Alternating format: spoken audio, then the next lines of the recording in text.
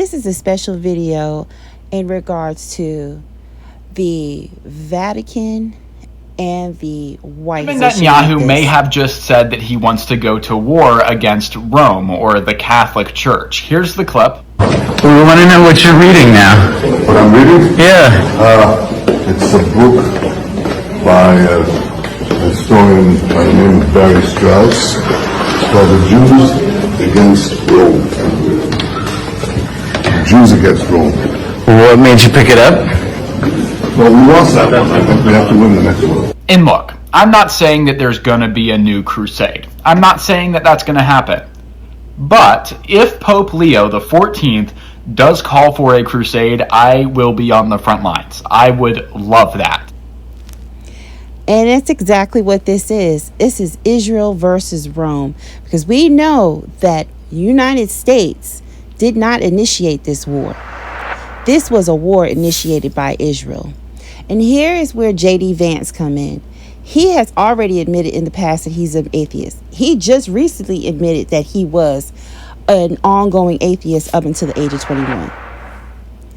Now, he is also the face of the Catholic Church, a Christian, as a vice president. Former President Biden was also a Catholic, as was Kennedy. But he is now the new face of the Catholic Church. Married to a woman who is not Christian, but she still calls herself Hindu. How are you teaching your kids not to keep your religion ahead of their mother's religion? I asked a personal question about our interfaith household. My wife did not grow up Christian. I think it's fair to say that she grew up in a Hindu family, but not a particularly religious family in either direction. Now, most Sundays, Usha will come with me to church. As I've told her, and I've said publicly, and I'll say now in front of 10,000 of my closest friends, do I hope eventually that she is somehow moved by the same thing that I was moved in by church? Yeah, I honestly do wish that, because I believe in the Christian gospel, and I hope eventually my wife comes to see it the same way.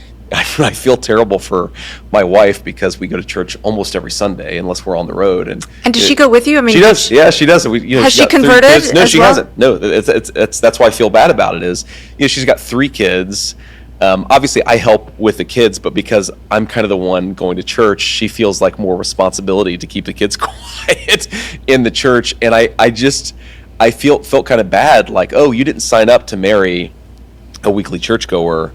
And are you okay with this? And she was sort of more than okay with it. I think a lot of 21-year-old kids, they get this idea that they know everything, and they forget the wisdom of prior generations. And that was certainly me when it came to my faith.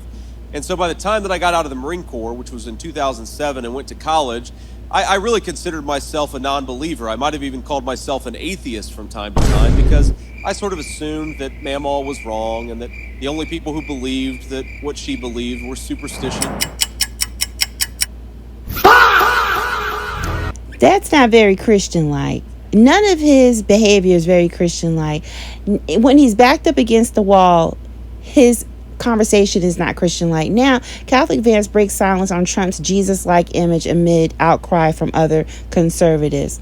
His eye is so dead center onto getting into that Oval Office, he will sell out his own mama, okay? He wants to come from this poor boy story and prove that he is somebody.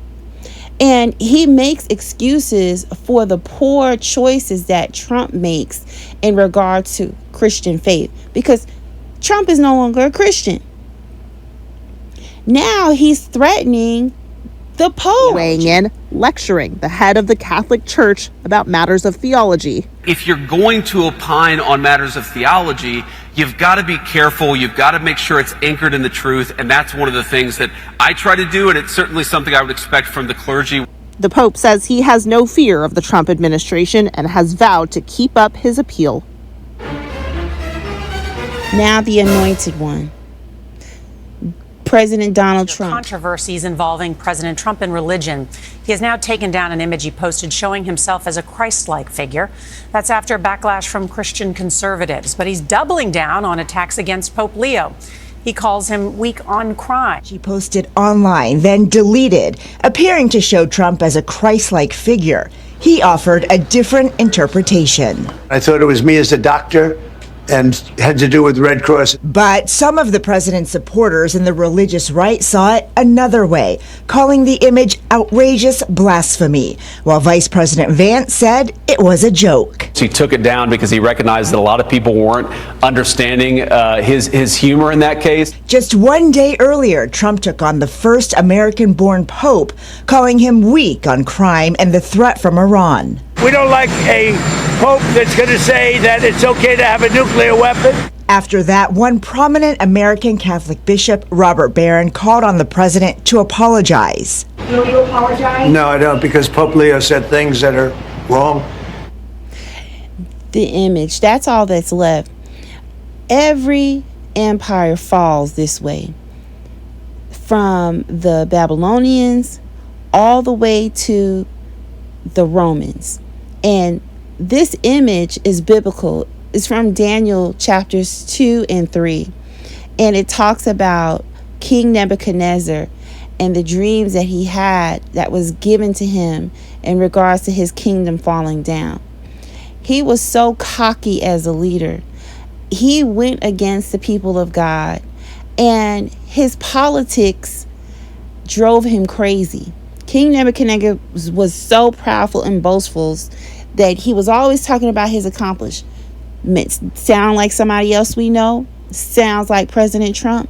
That God allowed him to lose his mind, and he actually ate grass like an animal. He grew long nails. Now, guess what? Trump unveils a giant golden accented victory statue. And that's not even it, because he also is building that banquet ballroom, and he keeps touting that he's going to put a golden image in Gaza. Now, who brought this to him? This conflict between now the United States and the Vatican? Usarel and Prince Usarel. Benjamin Netanyahu, along with his son-in-law, Jared Kushner, has pushed this all into the laps of Trump. And I look at how there's so many comparisons biblically between this last empire of the United States and how it's all going back to the Bible. It's so crazy. Let me know what you think on all of these things that are going on. Have you been offended by some of the pictures that Trump has posted on his Truth Social and his own personal Twitter account, his X account, the things that he said? What about JD Vance? Do you stand by what the Pope is preaching in regards to using diplomacy in peace? I'd love to know what you think. Please like, share, and subscribe. Thank you.